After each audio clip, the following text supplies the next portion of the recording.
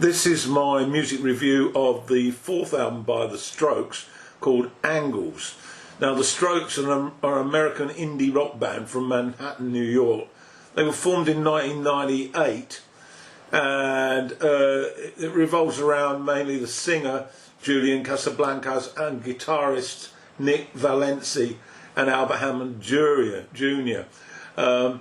They became one of the most prominent garage rock bands and post-punk revival bands around about the new millennium time, and they released an EP in 2001 called The Modern Age, but they really blossomed and took off following the release of their debut album Is This It in the same year.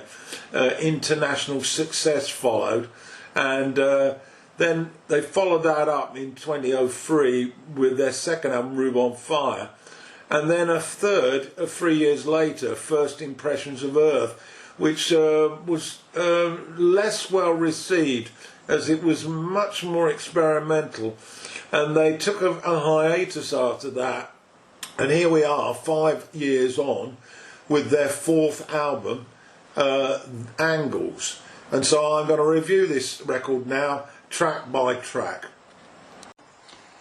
So to track one on Angles then, it's Machu Picchu. It's got a hypnotic skipping beat with a loud sort of engineered sound with tremendous clarity, and at 1 minute the sound and the vocals lift up a notch.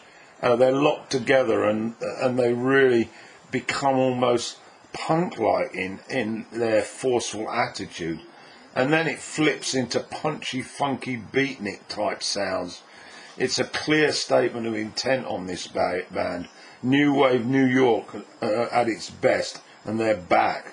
There's some cutting, soaring sound that's projected out to the outro. Lyrically, Machu Picchu was an Inca citadel in the Andes Mountains in Peru, and they revealed a mystical interest in the Incan Empire. There's reference to pimping as well, so one could interpret that the enforced lifestyle to survive is identical to the Incan Empire, which ended, of course, in ruins. Maybe a message to those involved in that type of lifestyle. Track 2 then, Under Cover of Darkness. It's much faster, this track, and this band are really tight, a real tight unit. The rhythmic beat is a dream, and then the chunky rhythmic beat hits the chorus and leads to a bit more pace, a very clean sound, and there's a pulsating lead guitar solo that's enchanting before it rejoins the ferocious rhythm. This is very much new wave New York alternative rock. Lyrically, well, I sense it's about escaping from the hype of that first album, Is That It? It really did rise quickly, and they became sort of number one really on everybody's lips, and after that it became difficult to escape. Track 3 then, Two Kinds of Happiness. Well, this is New York through and through, to hints of the late 70s. I can hear Television and Talking Heads in here, and when the rhythm sprints to breakneck speed, you can definitely sense that 1977 debut by the Heads. The liquid solo splits the eardrums before returning to that thrusty rhythm. Tina Weymouth comes to mind. It's power pop, dueling fretwork, and scorchingly great lead melodies before the rush to the outro. Lyrically, a contrasting view on types of happiness, the motivators, the means to the end. There are a number of them referenced in the lyric. Pleasures and discipline, devotion and materialism, desire and rewards. It's all there. Very thought-provoking. Continuing track 4 then, You're So Right, from Angles, the Strokes' fourth effort. It starts with a punk-like rhythm which is trance-like, and the synths add to that feeling, which link with the vocals. There's a suggestion of a sort of gothic feel to it, and then there's that razor-sharp short lead guitar solo that hits you before the jangling guitar rhythms return. There's some vibrant percussion added to the mix. But it's an odd piece of music, really, mania inspired, I felt, and a slight nod to the Radiohead music of that time. Lyrically, it's a plea to save a relationship, I think, by escaping the rat race. Next up's Taken for a Fool. It fades in to another of those punchy rhythms tracks.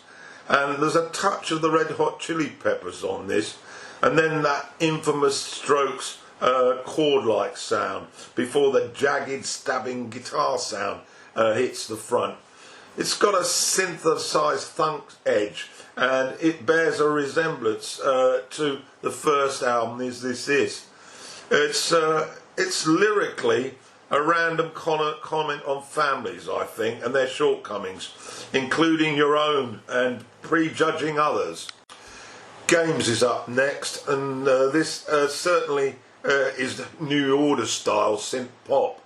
It's pretty much all electronica, really, a bit of a sonic landscape. The production is clear and vastly expansive. It's a new terrain for this band, I felt. And lyrically, it's about the game of life, injustice, loneliness, emptiness. Call Me Back's track 7, a mellow track which is almost without a rhythm section, which was quite quaint. A vocal-like accompaniment which has a demo feel to it. It's experimental for the Strokes, and there's a touch of a rhythmic beat, and it's surreal in places. Lyrically, sharing relationship problems and their difficulties, particularly when you're trying to do it on the phone. Gratisfaction is next up. It's more typical of what we've been used to with regard to the Strokes. Punchy new wave rock with strident guitars and Casablanca's vocals feeding Valenci's lead runs. Lyrically, it's about separating from a girl, wanting to move to a new adventure, but closing out is tough because she can't see the end. She thinks she's got control. It's all about the problems of winding down. It's a bit like a war in the sand, which I thought may have a reflection on Iraq, I don't know, closing out that metaphor. Track 9's Metabolism. It's a fast-paced track with thriving bass and loaded guitar runs. It's progressive in pace, and it has a sort of 70s style lead solos, but the rhythms are polished and alive. Lyrically, it's about one's own frustrations, living in envy of others. The final track on this album then, Life is Simple in the Moonlight.